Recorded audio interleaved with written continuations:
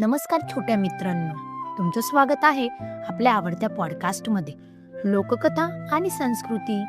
आज आपण ऐकणार आहोत संत ज्ञानेश्वर आणि रेडा बोलला चमत्कार ही गोष्ट.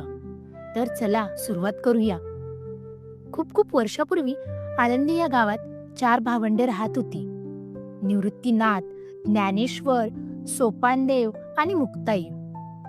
ज्ञानेश्वर लहान होते, पण त्यांच्या मनात प्रेम, भक्ती आणि मोठं ज्ञान भरलेलं होतं. त्या काळात वेद शिकण्याचा हक्क फक्त काही लोकांनाच होता. एके दिवशी काही विद्वान ब्राह्मणांनी ज्ञानेश्वर महाराजांची परीक्षा घ्यायची ठरवली. ते म्हणाले, तुम्ही एवढे मोठे ज्ञान सांगता, तर मग एखाद्या अशक्य गोष्टीतून सिद्ध करा. ज्ञानेश्वर शांतपणे हसले. ते रस्त्यावर उभ्या मोठ्या रेड्याजवळ गेले.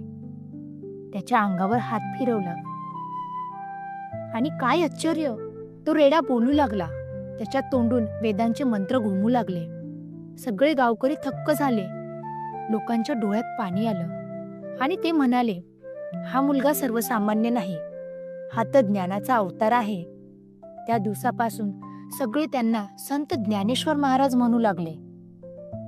फक्त 16 वर्षाच्या वयात ज्ञानेश्वर महाराजांनी भगवद्गीतेचा सुंदर अर्थ मराठीत लिहिला.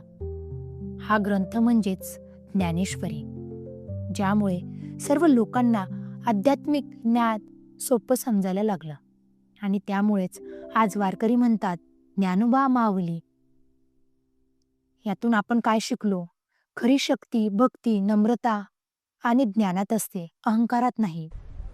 देव सर्वांच्या मनात असतो, कोणालाही कमी समजू नये. मित्रांनो, आजची गोष्ट आवडली का? तर पुढच्या भागात पुन्हा भेटूया. तोपर्यंत ज्ञानोबा माऊली म्हणत हसत आणि शिकत राहा.